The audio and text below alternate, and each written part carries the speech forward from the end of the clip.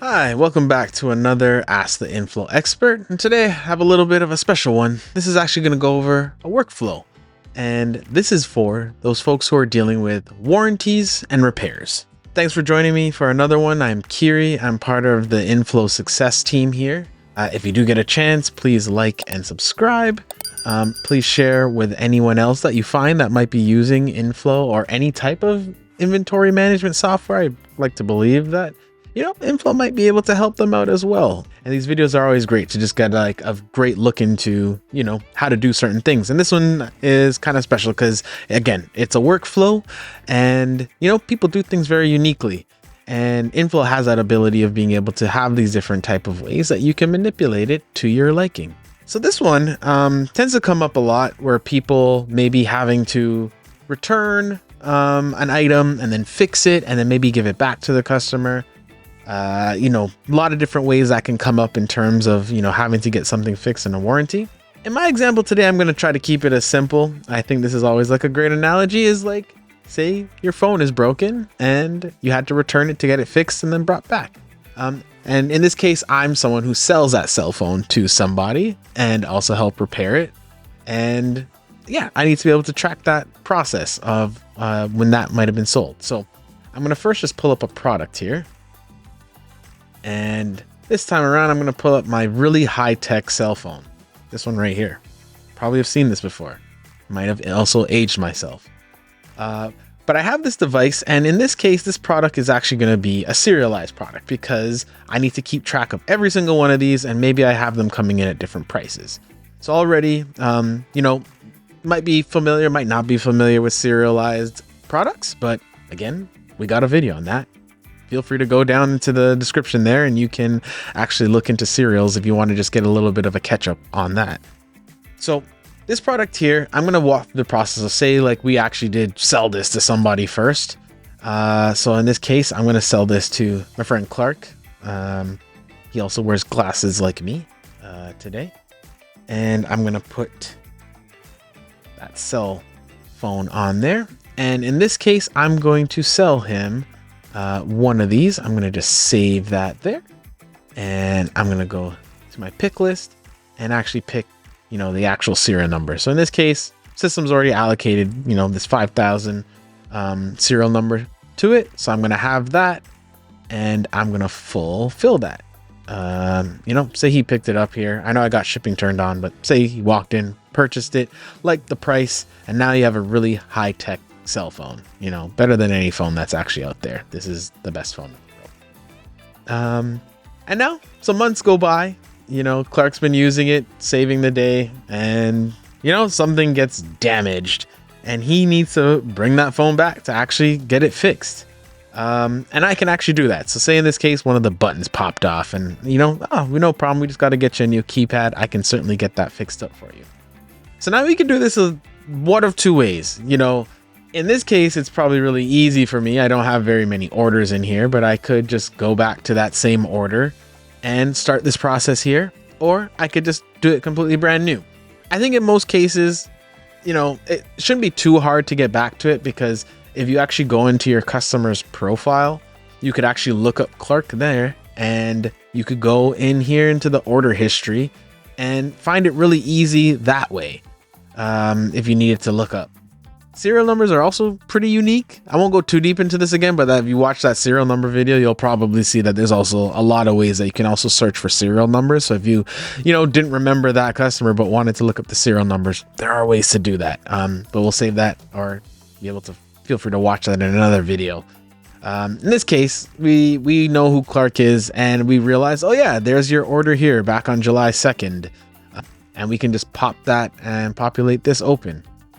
And it'll bring us right back to the order and we could start this process right from there.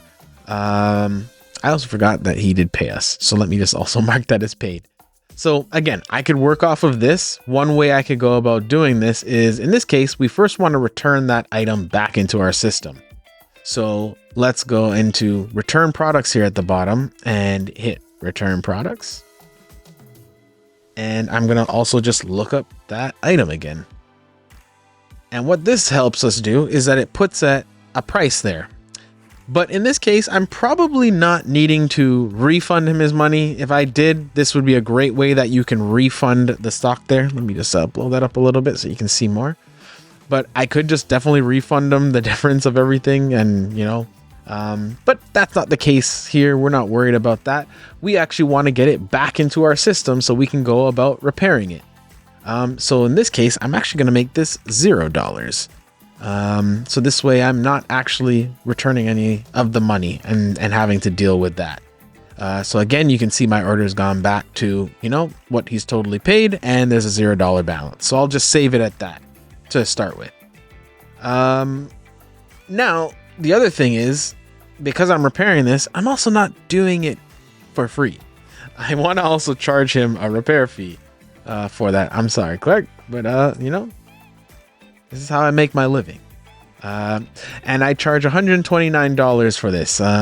If you've been to another big tech store and pay for something called something care, that's usually the price that you'll pay. So really not that expensive. Clark, stop arguing with me. And then you can now set this up to have a repair fee. So how I've actually set this up is this repair fee is a service item. Let me show you that really quickly, because having these fees set up as services, I don't have to worry about tracking quantity with them. I can just pull up a price, and it's really easy to throw that into a order. So makes it super easy for me to do that. That's all it is there. And then I can also leave some, details about this, repairing, cell phone, 5,000. I can have that serial number kind of recorded there. I am going to still record it, but if I did want to leave some type of line item and some type of information in this order that's connected to the customer when I come back to this, I can also do that. So here is where I can go and set those serial numbers. Actually, I'm going to first go into this restock option, and I'm going to set the serial number here. So I know that it was, 50,000, and I can set that serial number again and save it. And that item is now ready to be restocked. I have it there because it is a serial number. Again, if it wasn't a serialized product, I wouldn't have to worry about that step there.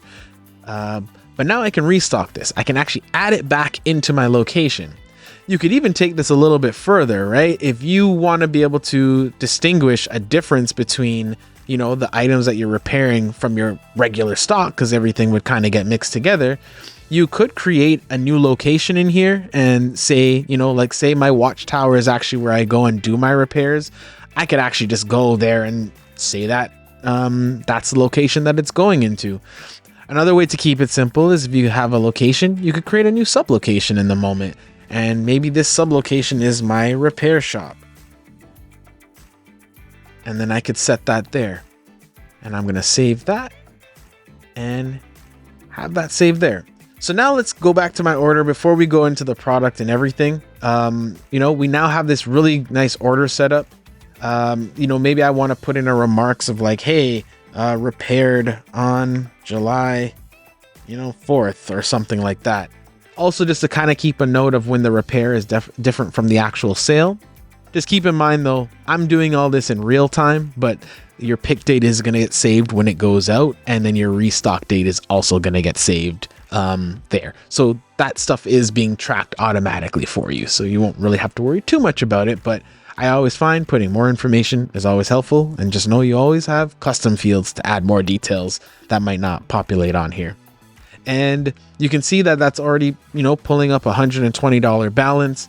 Maybe I'm not going to charge him yet. Maybe I am going to charge him beforehand, and I can go through and process that. I can go into the process of just having that done. In this case, I'm going to fix it first before I actually sell it to him. Actually, I've changed my mind. I'm going to charge him now. So we know that he's paid for the repair fee, and I told him, okay, I'm going to come back and I'll get this fixed. Maybe I set up again a custom field here for, return date. I could then add this into, a receipt or another order invoice for him. So then that way I can populate this on his document that I print out for him. Again, I could choose an open field, but I could also choose a date field, and that would also make it really, really easy. So I could go here and say, hey, you're going to get this back on the 23rd. I'm sorry that you got to wait that long for getting your phone back, but I think you'll survive. Take this as some time that you don't got to go on Instagram. So yeah, July 23rd set, that's going to be the return date. And like I said, I could go and print them off a sales order that has that information on it, or, an invoice, pull any of those details. And with that restocking, and now that I've put it in my default location there, that item is already in my system ready to get repaired. So now I can just go to my product itself. I can go and look in here and I can see that one is in my repair shop. So as more of those keep coming up, you keep using that same sublocation, and that gives you an idea of when, something is there getting fixed. So say I do get this fixed now, it's ready to go back to him. I can now take that repaired item and I could do something where I want to put it back. I can do this whole process like how I would in real life. It's now back in my regular inventory, or maybe I'm putting it in another location. Some people like to differentiate this. I'll just do it for the sake of the video, but I could definitely move things from one location to another. In this case, I'm moving a sublocation to a sublocation, so I'm just using the same location in this case. And I'm going to add my high-tech cell phone in here. And I'm going to choose that specific one.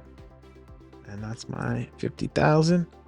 And I'm saying it's going from my repair shop and to my regular location. I don't have to distinguish a sublocation there because I didn't actually set one beforehand. So now I'll send that transfer, receive the transfer, even though it's just me. And again, this is really just if you need to have that detail. I just want to show it. I think in most cases, people might just put everything back in the same location, which is fine. And now that 5 is back. So now I can go back to my sales orders. This one is already started. I kind of kept that one open because I left it unfulfilled. And, that gives you another cue that, hey, you're kind of in the process of this and you don't need to actually fulfill it. Now, again, I could come back to this order again for a third time if I want to keep everything cohesive, or just, put it at its own. If I am going to come back here, I want to add this as a line item, saying that this one is going back out. And again, I'm not charging him for this, so I want to set this at 0. And now I can come in here and choose my serial number that I want, which is the 5,000 again, 50,000, sorry. And, there's no exchange of money or anything like that. And then when I go into my pick list now, it's there ready for me. I can set that 50,000. It's already required there because I have selected it. And then I can fulfill that process. And this is probably just a little bug that my system is doing. Give me a second. Had a quick technical difficulty there. So what I'm going to do this time around is, now that the item is actually going out, I want to set this up. Now that I have this product again in my location again, I now want to set this up as a new order. I've cleared out all the repair stuff. I'm going to set this to sell now again. And we're going to find Clark again. And open that up. And I can do that right from the product, right? So now I got that set up. I'm actually not going to charge him this time because we actually have this repaired and it's ready to go.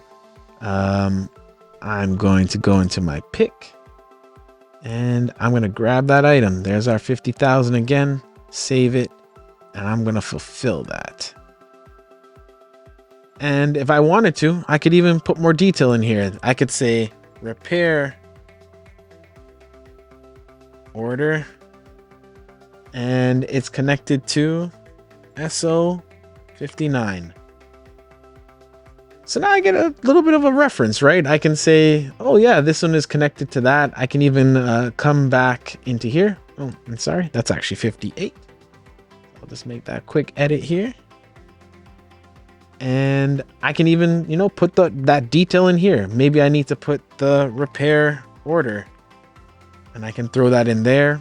Or again, maybe I'm making a custom field that references that. Repair SO number.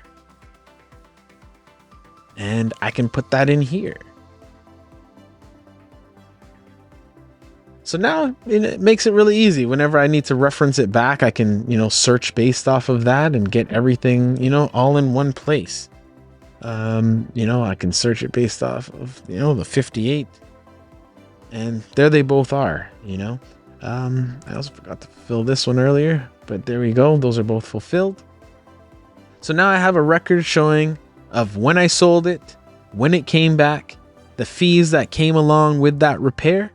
And then I also have a reference of when that item went back out at no cost. After it has been fixed, I can leave in any details in here or any references that I want in my sales order or custom field area. And we know Clark is now a satisfied customer and can go back to saving all of our lives through journalism.